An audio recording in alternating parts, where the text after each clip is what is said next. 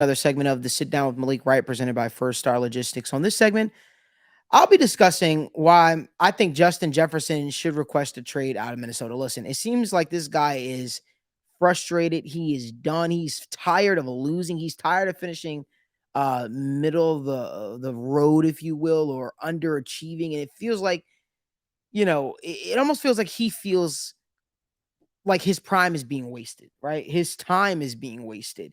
This Minnesota Vikings team has had a lot of talent come through the last couple of years, man. And Justin Jefferson, week after week, puts up gaudy numbers. He puts up absolutely insane numbers.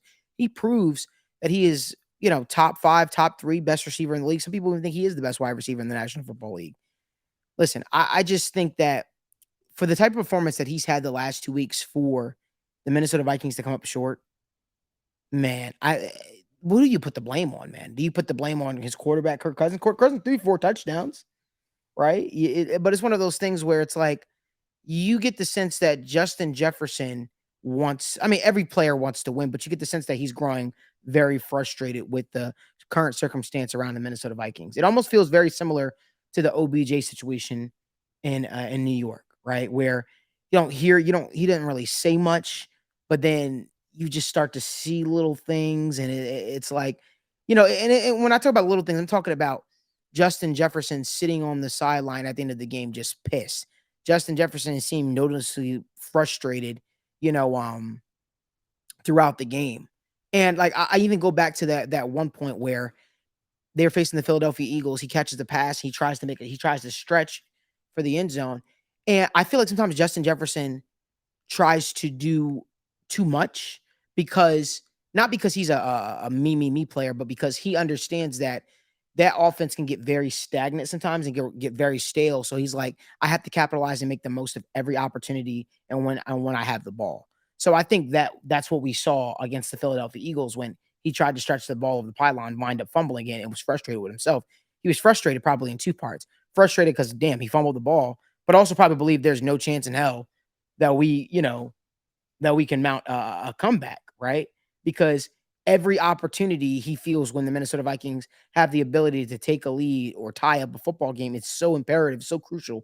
And we saw it, right? The Philadelphia Eagles were able to stave them off. And even no matter what type of comeback attempt they tried in the end, it wasn't enough. And you could look back at that part of the game and say, man, what would have happened if Justin Jefferson was able to not fumble that football? What would have happened if they would have punch it in on the next play? Would they have pulled that game out? Could they have pulled that game out? But I don't know. For me, I'm not saying that he doesn't love Minnesota. I think he's just probably overwhelmed with the losing. He's overwhelmed with the underachieving. And for a guy that's performing at the top of his game and putting up ridiculous numbers that we have never seen, at least I have never seen, um, you expect more. Daniel, what say you? Yeah. I mean, I'm going to list off three names really quickly. Percy Harvin, Randy Moss, Stephon Diggs. The Vikings have a history of trading star receivers, and I know they just got a new GM. So if you're a Vikings fan, you better hope that you don't trade Justin Jefferson, because that's not what you want, right? That's not conducive to winning football games. But at the end of the day, Justin Jefferson, he's going to get to the point where he wants to win, right? So you look at how last year played off. You lost in the playoffs, okay? He's had many issues back and forth with Kirk Cousins. The stats aren't the issue. He's going to get the ball. Kirk Cousins is going to throw him the ball. It's going to get to a point where let's see how this year goes, right? Do you miss the playoffs? Because right now you're third in the division behind the Packers and the Detroit Lions. If you miss the playoffs, you damn right these rumors are going to be floating around. If you guys make the playoffs, maybe we're having a different discussion. I know Kirk Cousins is also a free agent in 2024, so maybe your GM decides to go another way. The fact of the matter is, the first thing you guys have to look at is, are you willing to pay the money to Justin Jefferson? Because there's already been quote unquote contract talks, but they said that they weren't willing to guarantee him, a year early like they guaranteed Kirk Cousins. You've got to be able to pay him whatever the hell he wants. So that's the first step. The second step is to build a winning football team around him. And I don't feel like they have that right now. I truly don't. I don't think that their defense is talented enough. I think their secondary has a lot of holes. And you look at the offense as well.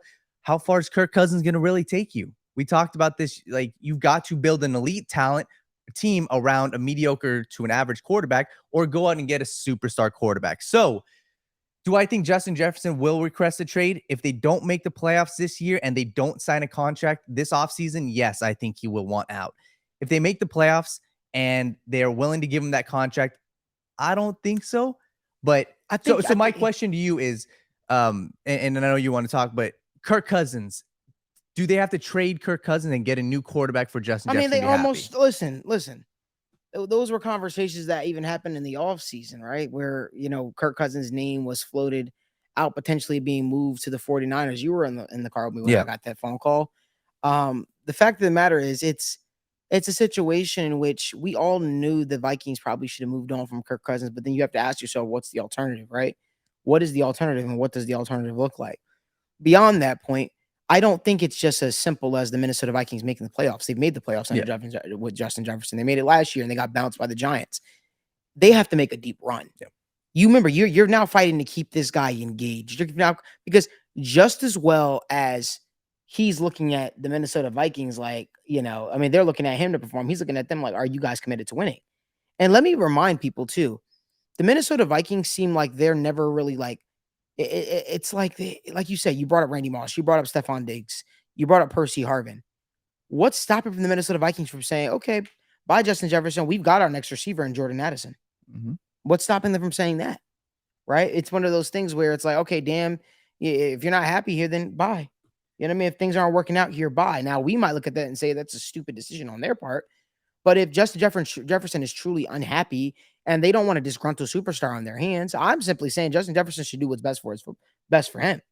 And, at the end of the day, if you don't feel like the Minnesota Vikings are committed to winning, even though they went out there and they traded for a guy like TJ Hawkinson, who brings a lot to that offense, you got, those are questions you got to start having. Right now, they don't have an effective run game, right? So the passing game is their best friend. The passing game is their offense right now.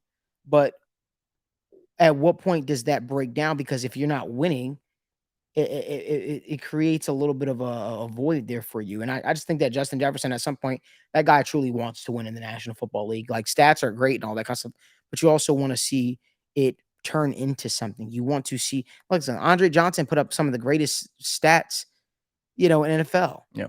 And he never won anything with the Texans, right? At some point, players get frustrated. At some point, players get annoyed. Look at what Calvin Johnson did. Calvin Johnson put up ridiculous numbers with the Lions. And he probably could have kept playing. Not probably. He could have kept playing. But he was like, what's the point? What's the point? Some point, these guys want to win, right? That's what they got into the game for, to win championships. And if the Minnesota Vikings aren't seriously competing for it, I don't know what it is. Well, I don't know what it is. Yeah. And that's where, like, star receivers, it's basically give them two things, right? And it sounds like a lot, but you need a winning football team, and they want the ball. Yeah. That's it. You look at A.J. Brown. He was pissed off on the sideline. He wanted the ball. I assure you he wasn't pissed off last year when they were in the Super Bowl. Right. So get the guy the ball. They're doing that. Also pay him his contract as well. But I'm looking at, so they traded Stephon Diggs for a first round, a fourth round, a fifth round, and a sixth round. I think if you trade Justin Jefferson, obviously Vikings fans don't want to hear this, but you trade Justin Jefferson, you give me 2 first round picks and let's say a fourth, that's a win, right? If you're at the point where you're saying, okay, Kirk Cousins is off your team, you need to usher in a new era. Okay, you go get your quarterback. You have a guy like Jordan Addison, and then you build from there. So priority number 1, try to keep Justin Jefferson. You've got to make a deep playoff run. I agree with you. You keep him by winning and putting up a winning product. That's how you keep him. The money obviously is, of course, but a guy like Justin Jefferson is going to demand so much more money if he's on a losing football team. And then you have to ask yourself, at what point do the Vikings and him just break things off and they go their separate ways? For me, I think that I feel like it's an uphill climb to keep Justin Jefferson in. 0-2 right now. Yeah. In a terrible or a not good division in the NFC North. Yeah. This is the year that if they don't make a deep playoff run, to your point, what are you doing? Right. So they've got to make something big. They've got to make a big splash. Let us know what you guys think in the comment section. Do you guys think Justin Jefferson should pack it in with the Minnesota Vikings, or do you guys think Justin Jefferson will be a Viking long term? I'm curious to hear what your opinions are, whether you love our takes or whether you hate them. Let us know in the comment section. If you like more video content like this, give this video a like, subscribe to the YouTube channel, and turn on post notifications so you guys don't miss when we go live from the First Star Logistics studio.